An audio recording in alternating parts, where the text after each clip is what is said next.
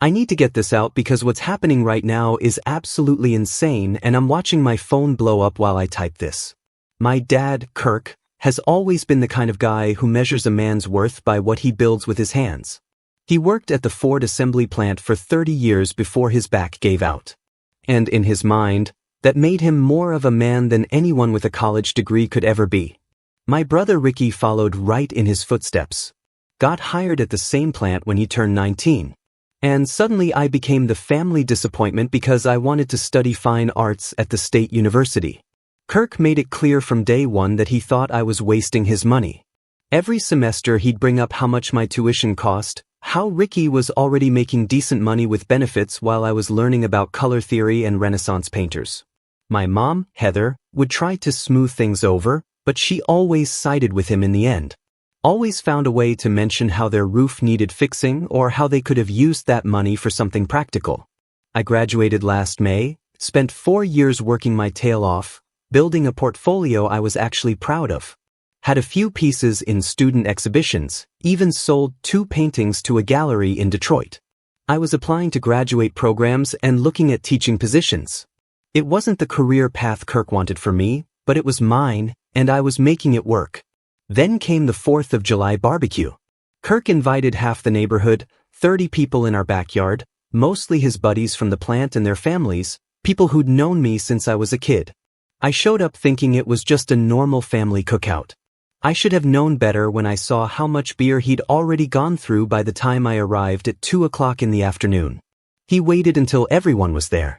Waited until the burgers were done and people were sitting around with their plates. Then he stood up and called for everyone's attention because he had something important to say about his son. He told everyone that he was ashamed of me. Said it just like that, standing there with a beer in one hand and pointing at me with the other. He went on about how Ricky worked at the Ford plant like a real man, how Ricky was providing for his future family and contributing to society. Then he turned to me and said, "I went to art school." Art school? Like it was the most disgusting thing he could think of. What kind of son studies painting instead of providing for his family? What kind of man wastes 4 years learning something any 5-year-old with crayons could figure out? People were staring. The Hendersons from 3 houses down. The Kowalskis who'd watched me grow up. My dad's best friend, Mike, who'd given me rides to baseball practice when I was 12. All of them just sitting there while Kirk tore into me. He made me stand up in front of everyone. Told me to apologize for wasting his savings. My mom chimed in then, said they could have fixed the roof with that money. Could have finally renovated the bathroom like she'd been wanting for years. She said it like I'd personally stolen from them. Ricky thought the whole thing was hilarious. He laughed and threw his beer can at me. It hit my shoulder and bounced onto the grass. He told me to draw him a picture. Called me Picasso in this mocking tone that got a few uncomfortable laughs from the crowd. I just stood there. I didn't defend myself, didn't argue. I was 22 years old, being humiliated in front of people who'd known me my entire life, and I just froze. Kirk wasn't done, though. He went into the house and came back with my portfolio. 4 years of work, my best pieces, everything I'd submitted for graduation exhibitions. He walked over to the fire pit and dropped the whole thing in. The whole neighborhood watched my father burn my artwork while his drunk friends cheered him on. 30 people saw him do it and not one of them said a word to stop him.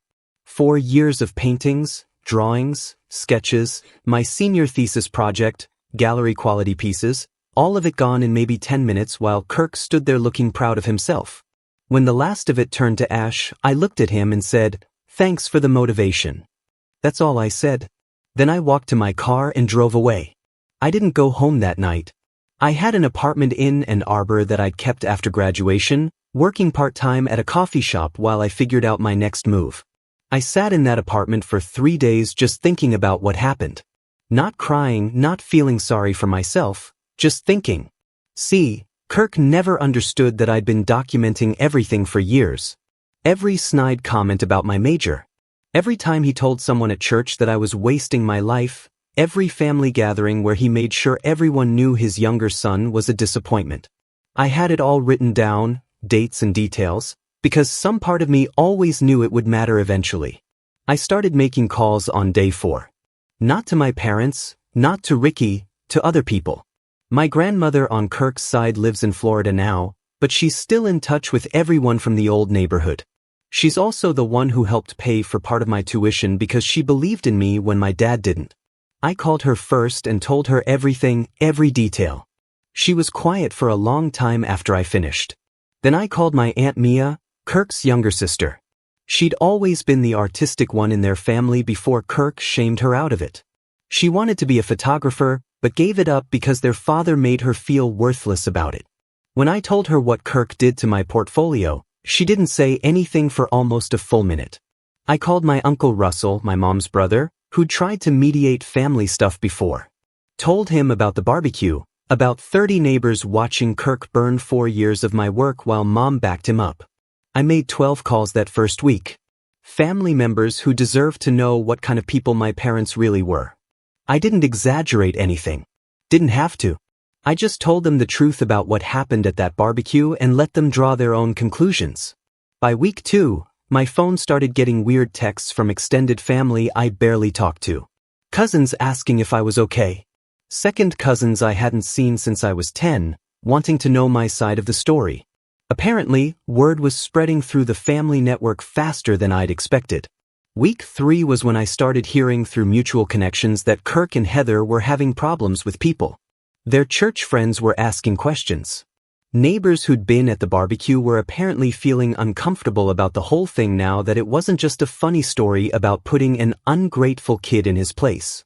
I didn't respond to any messages from my parents. They started trying to call around day 20, but I let it go to voicemail. Kirk left messages saying we needed to talk, that I was being dramatic, that he'd been drinking and maybe went too far, but I needed to let it go. Heather left messages crying about how I was tearing the family apart. I deleted every single one without listening all the way through. By day 50, the messages changed. Kirk stopped sounding annoyed and started sounding worried. Heather stopped crying and started begging. They needed me to call them back. They needed to explain. Things were getting out of hand and we needed to fix this as a family. I didn't call back. Day 68. Ricky sent me a long text saying I needed to stop whatever I was doing because Mom was having breakdowns and Dad wasn't sleeping. He said I was being vindictive over nothing, that it was just a stupid barbecue and I needed to grow up. I blocked his number. Day 84 was yesterday. My phone started ringing at 6 o'clock in the morning. Kirk called 17 times before I finally answered just to make it stop. He was yelling before I even said hello, begging me to make it stop, asking what I'd done, saying I needed to call them off right now. Heather was screaming in the background. Please, son, please. They kept saying, we're begging you. Just tell us how to fix this. I asked what they were talking about and Kirk started rambling about family members who won't talk to them anymore. About people at church treating them differently, about neighbors avoiding them, about Ricky's friends giving him grief at work. He said whatever I did, whatever I told people, I needed to undo it immediately. I told him I just told people the truth about what happened. He said the truth was destroying everything and I needed to fix it. I haven't called him back since. My voicemail is currently sitting at 43 messages from them.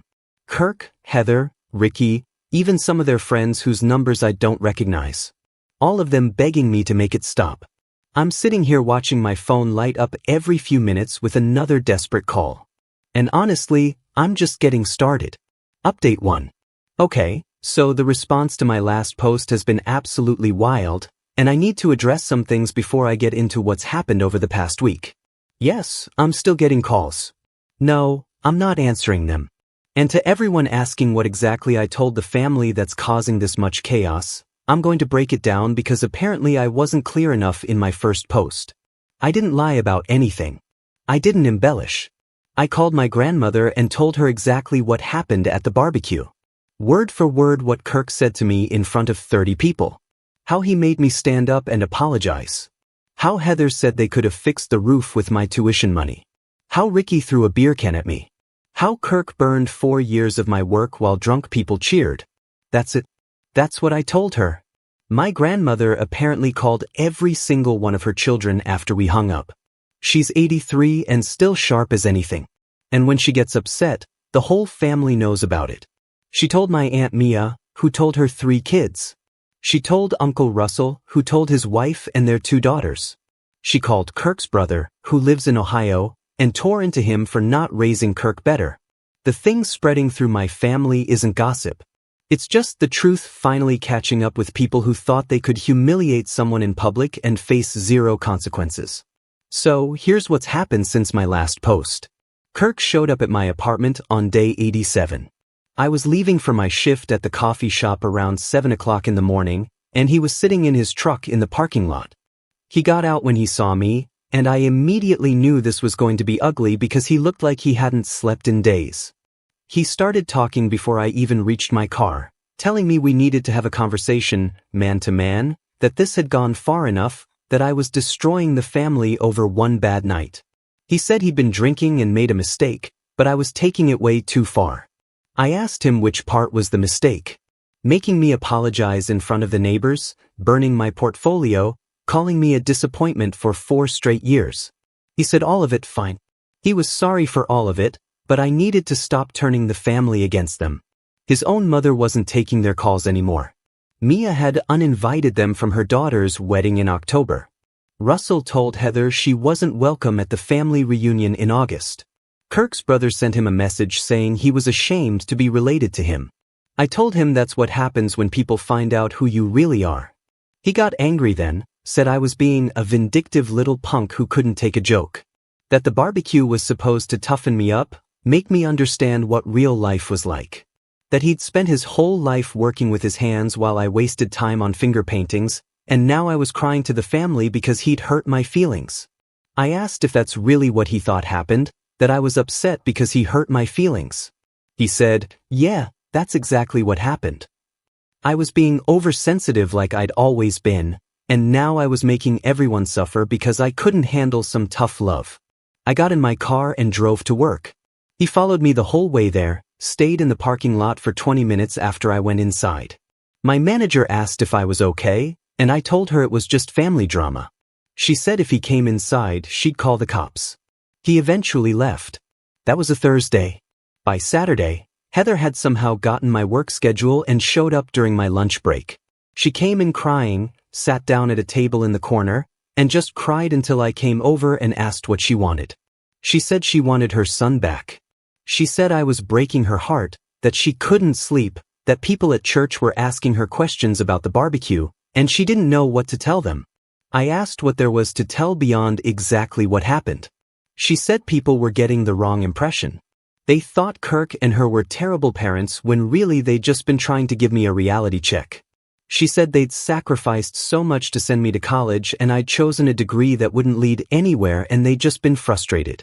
That Kirk had handled it badly, but it came from a place of love. I asked her where the love was when she told 30 people they could have fixed the roof with my tuition money. She started crying harder. Said she'd just been backing up her husband. That's what wives do. And if I'd just shown a little more gratitude over the years, none of this would have happened. She said Kirk's pride had been hurt by having a son who couldn't do real work, who chose an art over providing for a family, and he'd lashed out in the wrong way, but it was understandable. I told her I understood perfectly. I understood that she'd rather have a fixed roof than a son who respected her. She left after that, but not before telling me that Ricky was having problems at work because his friends at the plant had heard about the barbecue and were giving him grief about his family drama.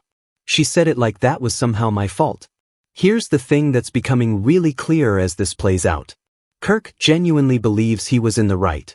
He thinks the barbecue was justified tough love. He thinks making me apologize was teaching me a lesson.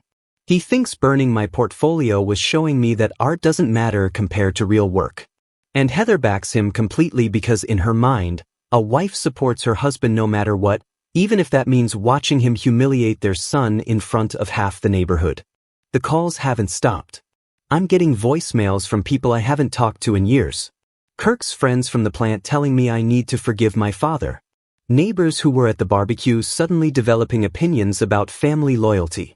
Heather's sister reaching out to say I'm being too harsh. What none of them seem to understand is that I'm not doing anything to Kirk and Heather. I told the truth to people who deserve to know it. What happened after that was their own family's reaction to finding out what kind of people they are. My grandmother called me 3 days ago. She wanted to make sure I was okay and to tell me she'd set up a bank account in my name with $10,000 in it. She said it was money she'd been planning to leave me in her will anyway, and she'd rather I have it now. She said Kirk had no right to burn my work, and if I wanted to rebuild my portfolio or apply to graduate program, she wanted to help. I told her she didn't have to do that. She said she knew she didn't have to. She wanted to because someone in this family should have stood up for me at that barbecue and nobody did. Aunt Mia called me the next day. She wanted to know if I had photos of any of my artwork from before Kirk burned it. I told her I had some digital images of pieces I'd photographed for applications. She asked me to send them to her. She's apparently planning to have prints made and framed. She's going to display them at her daughter's wedding in October, the one Kirk and Heather are no longer invited to. She said if Kirk thought art was worthless, she'd make sure everyone at that wedding saw exactly what he destroyed. Uncle Russell called me yesterday. He said he'd talked to Kirk and tried to get him to understand what he'd actually done. Kirk had apparently told him the same thing he told me, that it was tough love and I was overreacting. Russell said he'd never seen his sister Heather so defeated as when he told her she wasn't welcome at the family reunion. He said Kirk was trying to blame me for turning everyone against them, but the family had made their own decisions based on the truth. I haven't told anyone this part yet, but I've been keeping detailed records of every interaction with Kirk, Heather, and Ricky since the barbecue. Every voicemail, every text, every time they've shown up somewhere I am, every conversation where they've tried to justify what they did because this isn't over. Not even close. Ricky sent me a Facebook message last night. Long rant about how I'm destroying our parents' lives over nothing. How I need to be the bigger person and let it go. How family is supposed to forgive each other. He said, Mom's been having anxiety attacks and Dad's been drinking more than usual, and it's all because I won't just move on. I replied with one question. Did you think it was funny when you threw that beer can at me? He hasn't responded. The wedding drama is apparently getting worse. Mia's daughter reached out to me directly asking if I'd be willing to come to the wedding since I was originally on the guest list. She said she wanted me there and she'd heard what happened at the barbecue and thought it was horrible. I told her I'd think about it. Kirk called me 17 times yesterday after he found out about the wedding situation. Left voicemails saying I was systematically destroying their family relationships, that I was poison, that he'd raised me better than this, that if I had any decency, I'd tell Mia and Russell and everyone else that it was all a misunderstanding. I'm not telling anyone anything except the truth. And watching my phone light up with increasingly desperate messages from people who publicly humiliated me and expected zero consequences, that's just the beginning of what they deserve. Update 2. The comments on my last post asking if I feel guilty about what's happening to Kirk and Heather are honestly hilarious. No, I don't. And what's happened in the past 2 weeks has only reinforced that I'm doing exactly what needs to be done. Let me get you all caught up because this situation has spiraled in ways even I didn't fully anticipate. The wedding is in 3 weeks. Mia's daughter, Esme, called me again asking if I'd confirmed whether I was coming. I told her yes, I'd be there. She seemed relieved and said she was glad because she'd always liked me and thought what happened at the barbecue was inexcusable. Then she mentioned something that made this whole thing even more interesting. Apparently, Kirk and Heather have been calling her directly multiple times, begging her to reconsider uninviting them. Heather had left her a voicemail crying about how she was being kept from her niece's wedding over a misunderstanding. Kirk had sent Esme a Facebook message saying that I was manipulating the family and they deserved a chance to celebrate with her. Esme had ignored all of it until 3 days ago when Heather showed up at her house. Just showed up unannounced on a Wednesday afternoon while Esme was working from home, rang the doorbell, and stood there crying when Esme answered, started going on about how weddings are about family and forgiveness, how she'd helped plan Esme's baby shower 6 years ago, how she'd been there for all the important moments, and now she was being excluded over something that had been blown completely out of proportion. Esme told her she needed to leave. Heather said she just wanted to talk, wanted to explain her side. Esme said there was nothing to explain and closed the door. Heather stood on the porch for another 10 minutes crying before she finally left. Esme called Mia immediately after.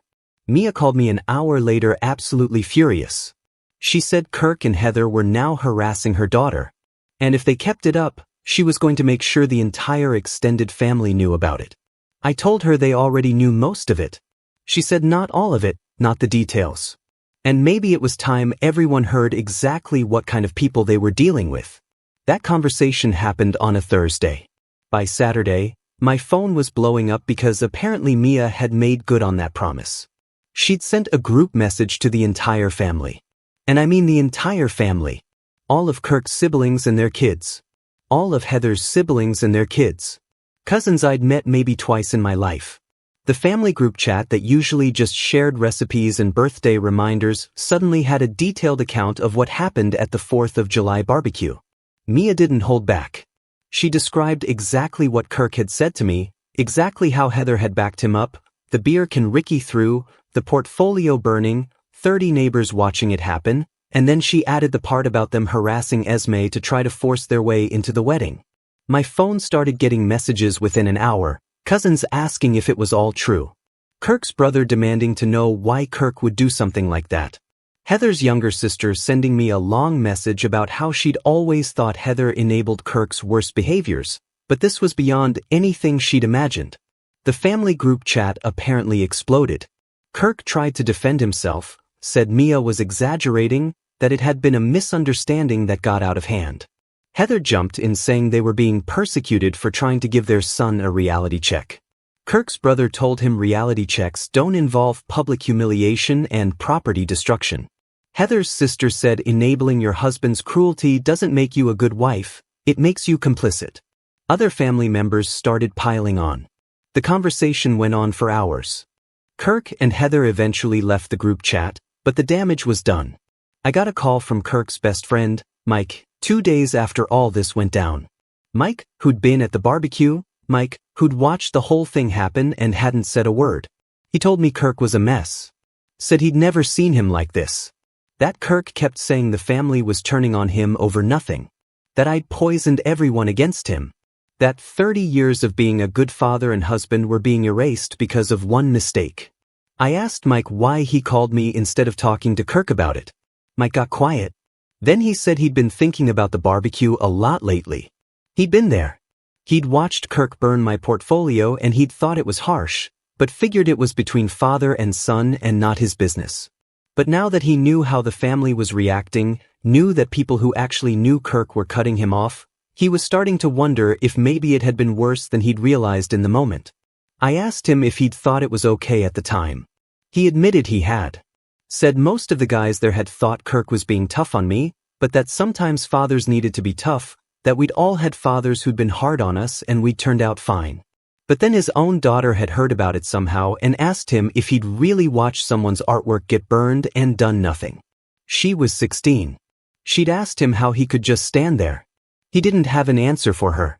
I told Mike that Kirk had 30 years to be a good father and he chose to spend them making me feel worthless for pursuing something I loved. The barbecue wasn't one mistake. It was the culmination of years of contempt that finally went public. Mike didn't call back after that. Ricky showed up at my apartment again last week. Late at night this time around 11 o'clock. Started pounding on my door demanding I let him in so we could talk like men. I didn't open it. Told him through the door that we had nothing to talk about. He said I was destroying our parents, that mom couldn't function anymore, barely eating, crying constantly, that dad was drinking every night and talking about how his whole life had been a waste if this is how his son turned out. That their marriage was falling apart because they couldn't handle the stress of the entire family turning against them. I asked him whose fault that was. He started yelling then, saying I was self-righteous and vindictive, that I'd taken one bad night and weaponized it against people who'd raised me and fed me and put a roof over my head for 22 years. That real men don't hold grudges like this. That real men forgive their fathers for being human. I told him real men don't throw beer cans at their brothers while a crowd laughs. He punched my door. I heard it hit and then heard him swearing. He said I'd better fix this before the wedding because if I showed up and they didn't, he'd make sure I regretted it.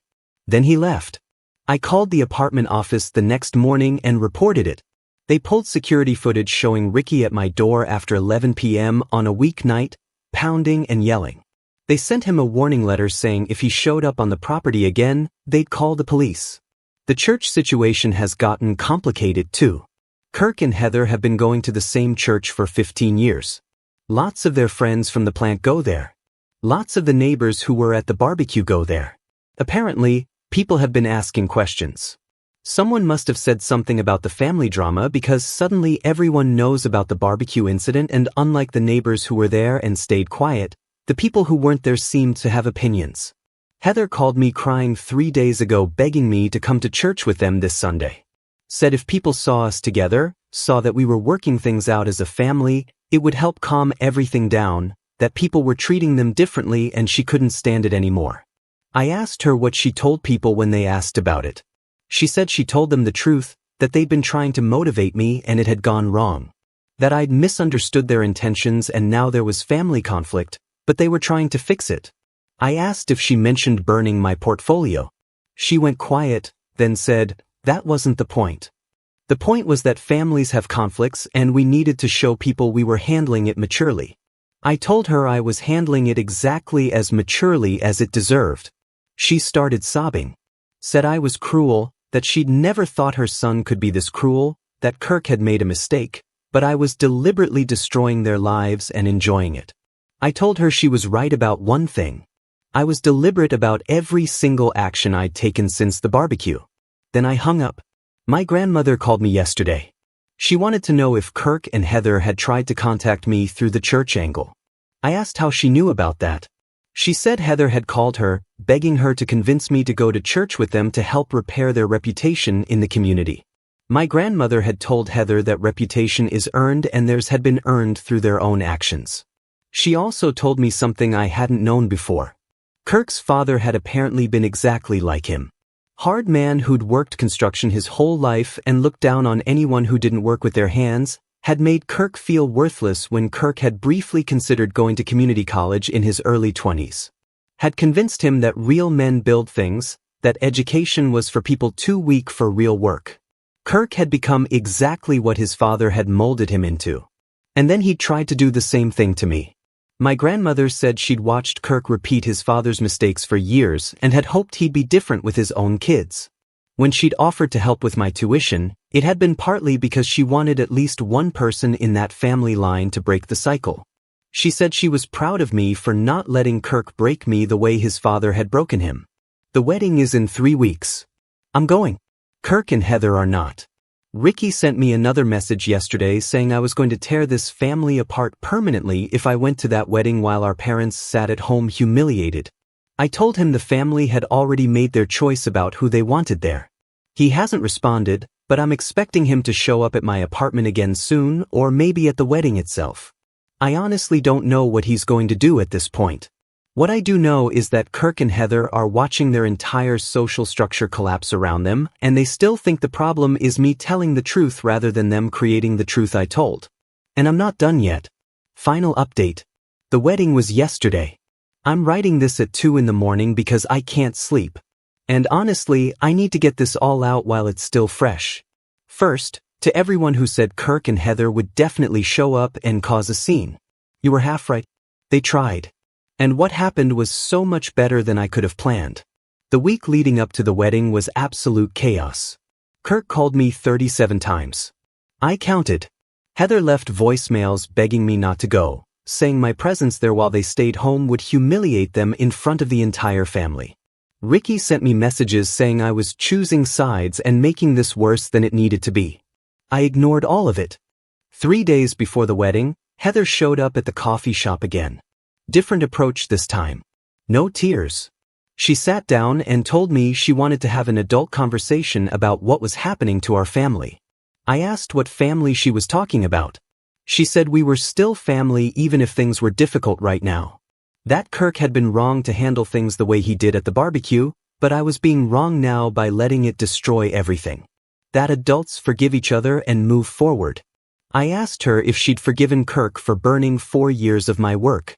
She looked confused, said there was nothing to forgive him for because he was my father and he'd been trying to teach me something important.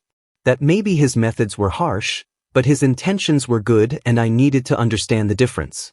I told her I understood perfectly. I understood that she thought public humiliation and destroying my property were acceptable parenting methods as long as the person doing it had good intentions. She got frustrated then, said I was twisting her words. That Kirk had spent 30 years providing for our family and I was throwing all of that away because of one incident. That marriages were falling apart over this. That she and Kirk were barely speaking because of the stress. That Ricky was angry all the time and taking it out on them. I asked why any of that was my responsibility to fix. She said because I was the one who'd started all this by telling the family that if I just dealt with it privately like an adult, none of this would be happening. That going to that wedding while they sat at home banned from their own niece's celebration was cruel and vindictive. I told her they weren't banned from anything. They'd been uninvited because of their own behavior. Because Mia and Esme and everyone else had made their own decisions based on the truth. She stood up and said I'd regret this someday, that when I had kids of my own, I'd understand how hard parenting is and how much it hurt when your children turned on you. Then she left. Wedding day. I drove to the venue around noon. It was at a hotel conference center about 40 minutes from where Kirk and Heather live. Nice place, probably 200 guests expected. I walked in and immediately saw Aunt Mia setting up something near the entrance to the reception hall. When I got closer, I realized what it was. She'd made good on her promise. There were 8 framed prints of my artwork arranged on easels, pieces from my portfolio that I'd photographed before Kirk burned the originals, a landscape I'd done sophomore year, a portrait series from junior year, part of my senior thesis. All of it professionally printed and matted. There was a small placard next to the display that read, "Artwork by the bride's cousin, created during his time at university. Original pieces destroyed July 2024. Mia saw me staring and came over. She said she'd wanted everyone at this wedding to see what Kirk had burned, that she'd spent years watching him diminish creative work, and she was done staying quiet about it. I didn't know what to say. She hugged me and told me she was glad I'd come. The ceremony was at 2 o'clock. Beautiful wedding. Esme looked happy. Everything went smoothly. I sat with some cousins I barely knew who'd apparently heard all about the barbecue situation. They were supportive, said their parents had been talking about it, and nobody could understand how Kirk had thought any of that was okay. Reception started around 4 o'clock. That's when things got interesting. I was at my table eating when my phone started blowing up. Messages from people asking if I knew that Kirk and Heather were in the parking lot, that they'd driven to the hotel and were sitting in their car. I went outside. Sure enough, there was Kirk's truck parked near the back of the lot. I could see both of them sitting inside. I walked over. Kirk saw me coming and got out. Heather stayed in the passenger seat. Kirk looked terrible, like he'd aged 5 years in 3 months. He said they just wanted to talk, that they'd driven there hoping to see family members, hoping someone would listen to their side. I asked why they didn't just come inside. He said they weren't welcome, that Mia had made that very clear, but they had every right to be in a public parking lot, and if family members wanted to come out and talk to them, they could. I asked if anyone had. He didn't answer. That told me everything. Heather got out of the truck then. She'd been crying. She said this wasn't fair. That they were being excluded from family events. That people at church barely talked to them anymore. That neighbors who'd been friends for years were distant now. That their own family had turned on them. And it was all because I couldn't let go of one mistake. I asked her what she thought should happen instead. She said we needed to sit down as a family and work this out. That I needed to tell everyone I'd overreacted and things had been blown out of proportion, that we needed to present a united front so people would stop judging them. Kirk jumped in then, said if I really cared about family, I'd fix this. That I had the power to make it stop and I was choosing not to because I was selfish and vindictive. I told him I told the truth, nothing more. Every single thing I'd said to family members had been exactly what happened. If that truth had consequences for them, those were consequences they'd earned. Kirk got angry. Said I was acting like he'd committed some unforgivable sin, that fathers have been tough on their sons since the beginning of time, and sons don't usually destroy their parents' lives over it. That burning my portfolio had been about teaching me that art wasn't going to pay my bills and I needed to focus on real work. I asked him if it had worked. He looked confused. I told him I'd been accepted to a graduate program at a university in Chicago, full scholarship. I'd be starting in January, studying fine arts, building a new portfolio, pursuing exactly what he tried to burn out of me. His face went blank. I told him the money my grandmother had given me was going toward materials and living expenses, that Aunt Mia had connected me with a gallery owner who was interested in my work, that I was doing exactly what he'd said I couldn't do, and his opinion about it meant nothing to me anymore. Heather started crying again, said I was doing this to hurt them, that everything I'd done since the barbecue was designed to punish them. I told her she was absolutely right. That I'd spent 84 days making sure everyone who mattered knew exactly who they were. That I'd let the truth spread through the family like they'd let humiliation spread through that barbecue. That they'd tried to destroy my future in front of 30 people and I'd shown those same people exactly what that meant. Kirk said I was no son of his. I told him that was fine because he'd stopped being my father the moment he lit that fire. Heather grabbed Kirk's arm and said they should leave, that I was too angry to be reasoned with. Kirk stood there for another minute just staring at me. Then he got back in the truck. Before they drove away, Kirk rolled down his window. He said someday I'd understand that he'd only wanted what was best for me, that everything he'd done had come from a place of love, even if I couldn't see it now. I told him that was the saddest thing I'd ever heard him say. They left. I went back inside. Mia found me and asked if I was okay. I told her I was better than okay.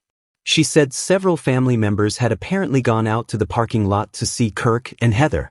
Kirk had tried to explain their side and people had listened and then come back inside anyway. The artwork display had been a huge hit. Multiple people had stopped me during the reception to talk about it, to say they'd had no idea I was that talented, to ask what I was doing with my art now. Esme's new husband had spent 10 minutes looking at one of the landscape pieces and asked if I did commissions. Uncle Russell came up to me around 8.